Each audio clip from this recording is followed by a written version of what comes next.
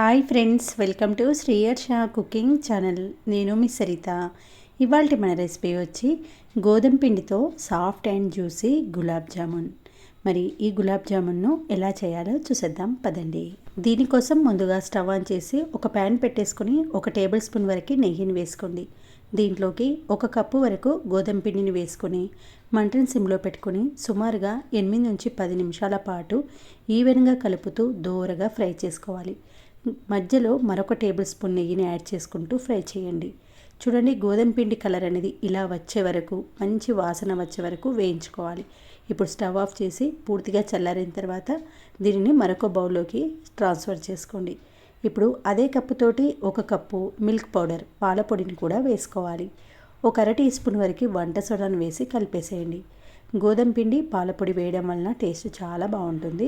తర్వాత కొన్ని కాచి చల్లార్చిన పాలను వేసుకుంటూ చపాతీ పిండి కన్నా కొంచెం సాఫ్ట్గా పిండిని ప్రిపేర్ చేసుకోవాలి. ఇక్కడ మనం ఏ కప్పుతోటి గోధుమ పిండి తీసుకున్నామో అదే కప్పుతోటి పాలు అరకప్పు వరకు ఖచ్చితంగా పడుతుంది. చూడండి, పిండి మరీ సాఫ్ట్గా నీడ్ చేయకుండా ఇలా పైన నీడ్ చేసి మూత పెట్టి ఒక 15 నిమిషాల పాటు రెస్ట్ ఇవ్వండి.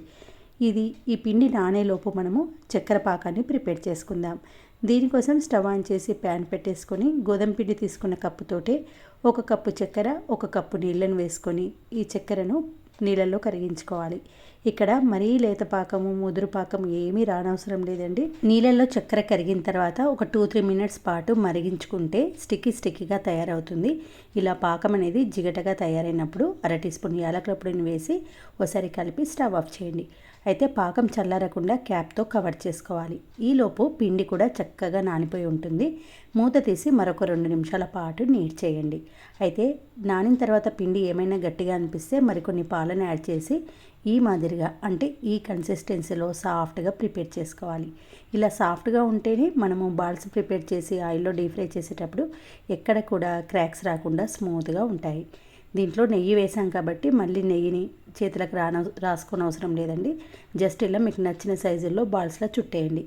బాల్స్ చుట్టేటప్పుడు మాత్రం గట్టిగా ప్రెస్ చేస్తూ రౌండ్ బాల్లా చుట్టేస్తే అస్సలు క్రాక్స్ రావు. ఇలా బాల్స్ అన్నీ ప్రిపేర్ చేసుకున్న తర్వాత నూనె కొంచెం వేడెక్కిన తర్వాతనే ఆయిల్లో వేస్తూ డీప్ ఫ్రై చేయండి. మరీ మరిగే నూనెలో వేస్తే పైన బ్లాక్గా అయిపోతాయి, లోపల పిండి అలాగే ఉంటుంది.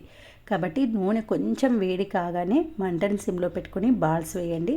మంచి దోరగా ఇలా గోల్డెన్ బ్రౌన్ కలర్ వచ్చే వరకు అటు ఇటు టర్న్ చేస్తూ ఈ కలర్లోకి మారిన తర్వాత వెంటనే ఆయిల్లోంచి తీసేసేయండి. నెక్స్ట్ బ్యాచ్ కూడా ఇదే మాదిరిగా డీప్ ఫ్రై చేయండి.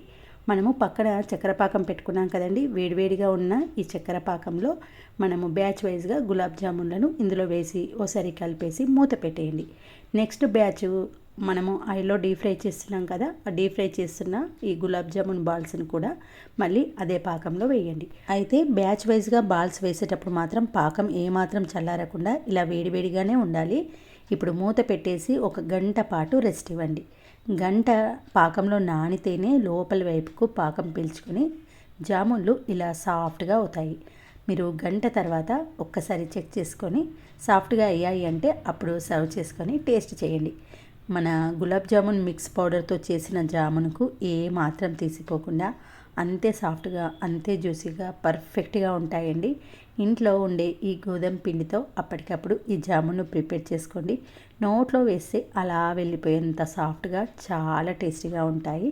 మరి నేను చూపించిన ఈ గోధుమ పిండి గులాబ్ జామున్ మీ అందరికీ నచ్చితే వీడియో చూసిన వెంటనే ఒక లైక్ చేసి మా ఫ్రెండ్స్తో, రిలేటివ్స్తో షేర్ చేయండి. నా ఛానల్లో ఫస్ట్ టైం విజిట్ చేస్తే please subscribe my channel. Okay friends, మరొక మంచి వీడియోతో మళ్ళీ కలుద్దాం. Thanks for watching.